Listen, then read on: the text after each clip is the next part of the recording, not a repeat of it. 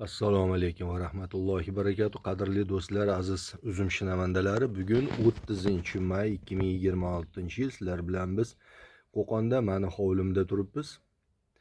Anchadan beri ko'rishganimiz yo'q.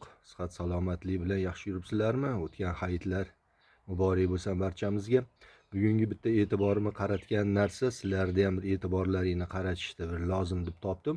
Inshaalloh yangi demak uzum ishqibozlariga foydali, manfaatli bo'ladi degan ma'lumot xohlasa berish niyatidaman.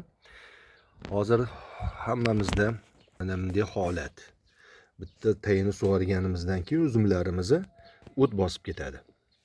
Bu bir 3-mi, 4-chi marta mana o'tini tozalaganimdan keyingi holat, ya'ni yarim metrga borib o'tlar mana bunday holatga kelib qoldi. Buni juda samarali, sodda oldini olish usuli bor. Yerni mana betini, uzumlar arasini oddiy gofra kartonlari bilan. Gofra kartonlarimiz bilasizlar nimaligini. Demak, o'rtalarimda mana bunday havo yuradigan joylari bor. 2 qavat qilingan yoki 3 qavat qilingan shuna bir gofra kartonlar.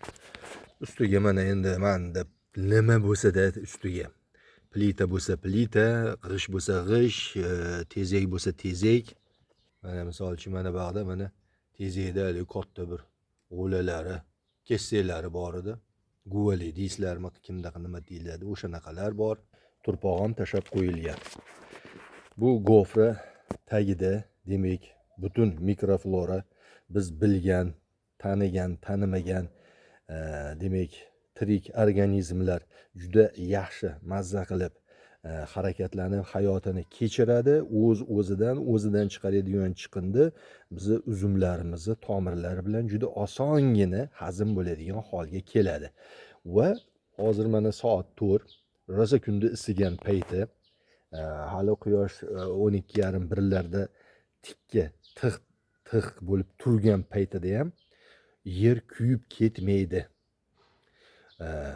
O't bo'lmagandan keyin o't o'smaydi, asosiysi o't o'smaydi. O't o'smagandan keyin har xil hasharot, kasalliklar bu yerda o'ziga in yasab juda qulay sharoit yaratib olmaydi. Ham yerimizni strukturasi yaxshilanadi, ham yerimizni kuyishdan saqlaymiz, ham o'zimizga ortiqcha hadda bir enkayib olib, to'nqayib olib, o't yulish operatsiyasi, yaganalash, o't yulish operatsiyasidan qutulamiz. Video manfaatli bo'lgan bo'lsa, tagiga bitta klass bosib qo'yinglar va o'zlaringiz izohlarini yozib qo'yinglar. Assalomu alaykum va rahmatullohi barakatuh.